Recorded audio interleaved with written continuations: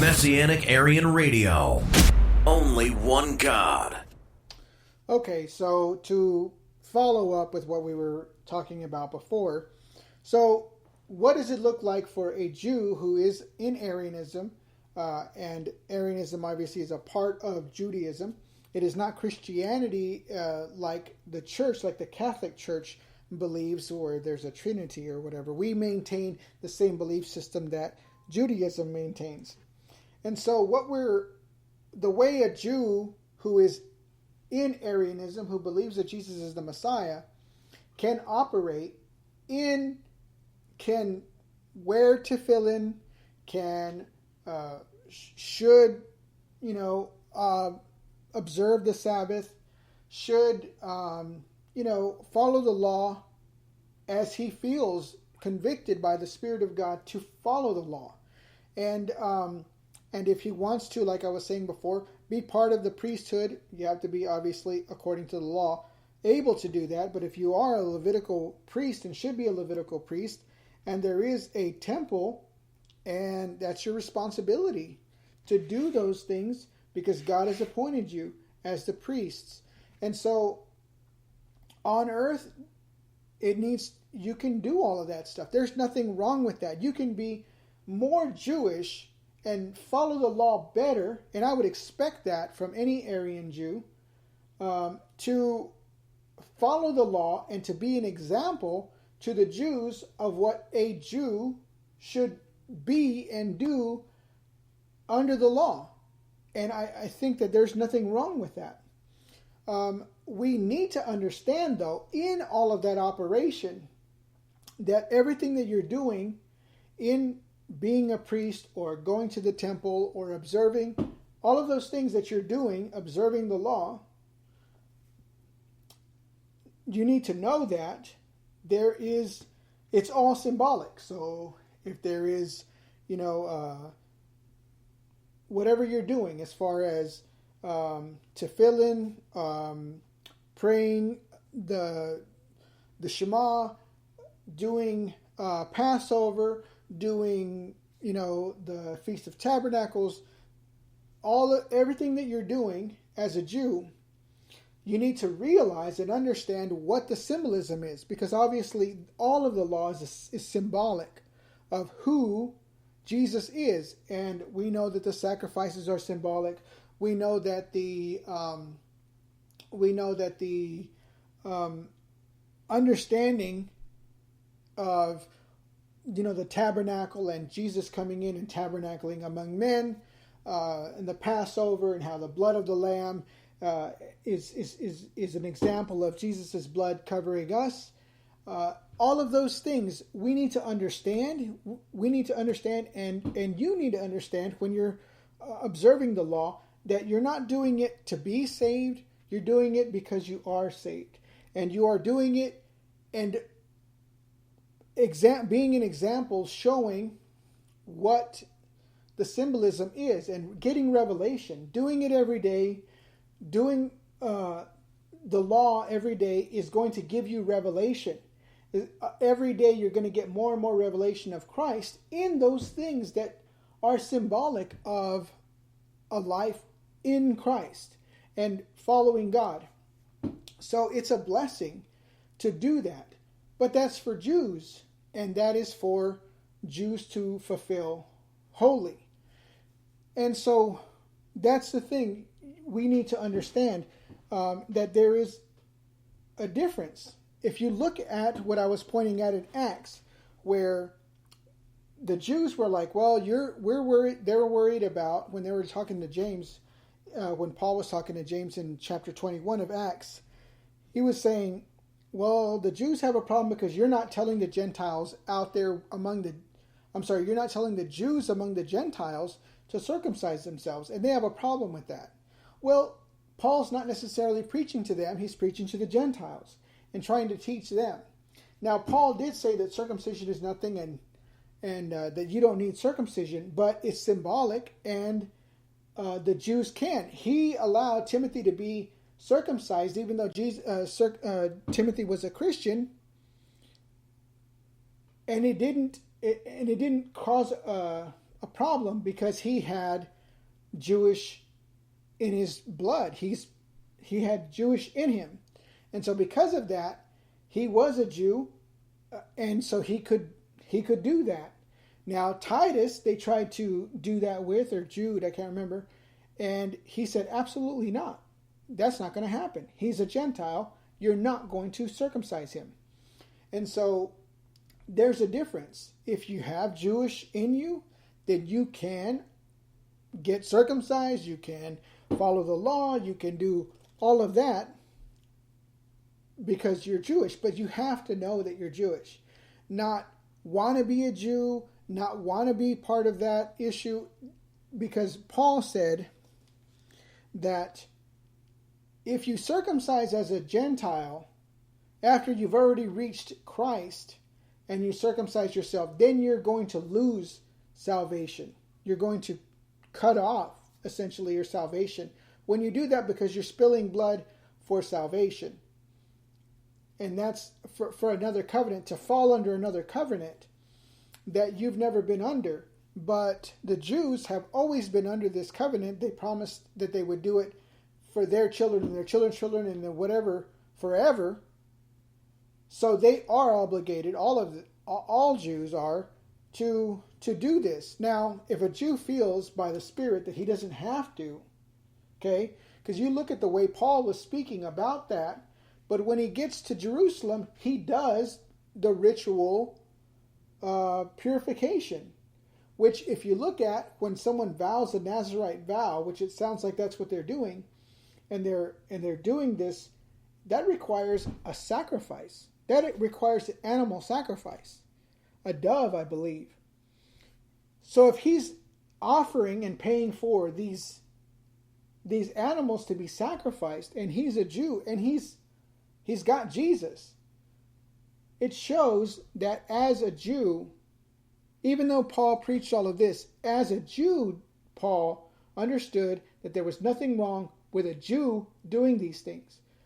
But for Gentiles, there was an issue. So in that whole paragraph, you see the Christian Jews are complaining about that he's not telling the Jews among the Gentiles to get circumcised. Notice that they're not telling the Gentiles, they're not worried about whether the Gentiles are getting circumcised. They don't care. They don't care because they understand the difference. Just like Jews today understand. If you're a Gentile, you're under the no-id laws. You're not required to do all this other stuff.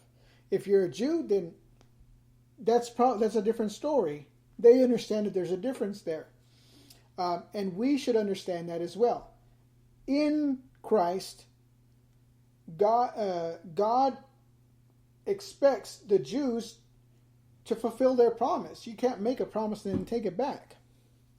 And Jesus followed the law.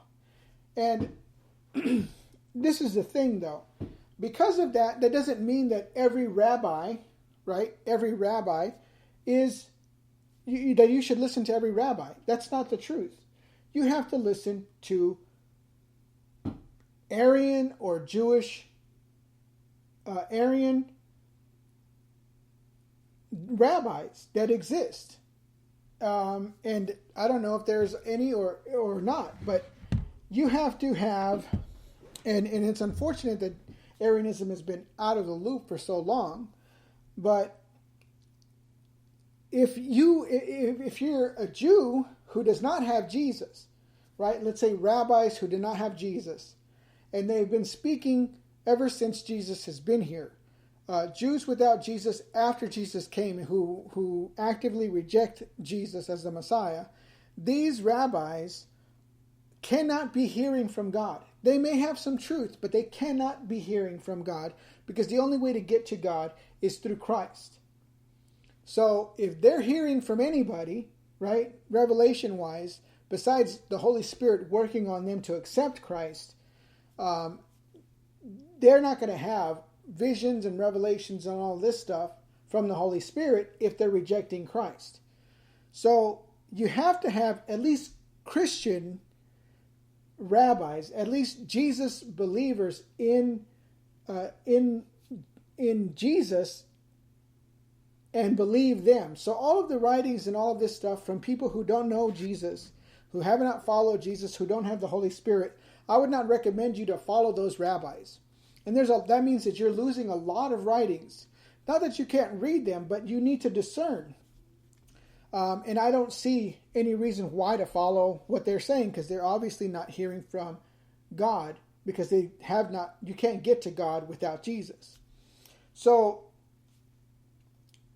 what needs to happen in Judaism, as far as Arianism is concerned, in Arian Judaism, is that the Jews who are alive today that are Arian need to read the scriptures and find how the law applies to them, how they are to understand what the law says and interpret it according to the Holy Spirit within them.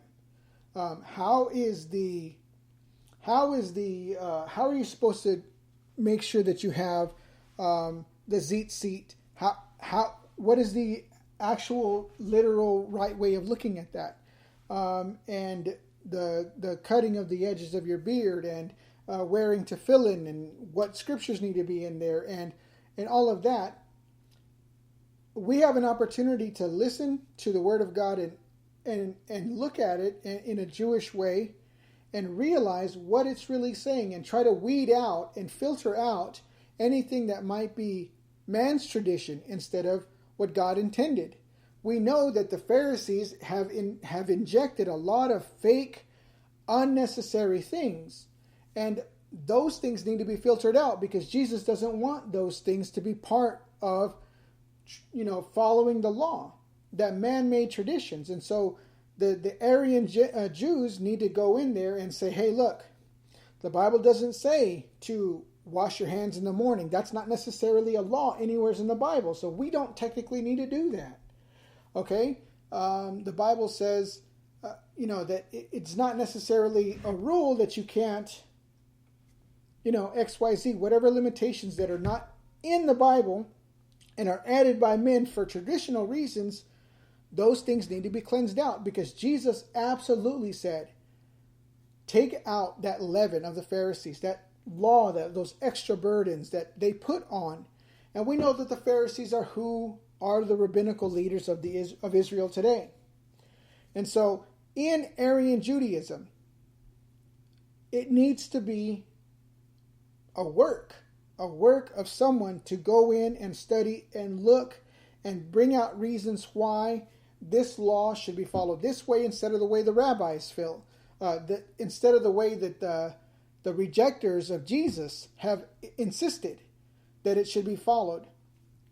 This is an opportunity to cleanse out of Arian Judaism all of the man-made traditions that don't go there.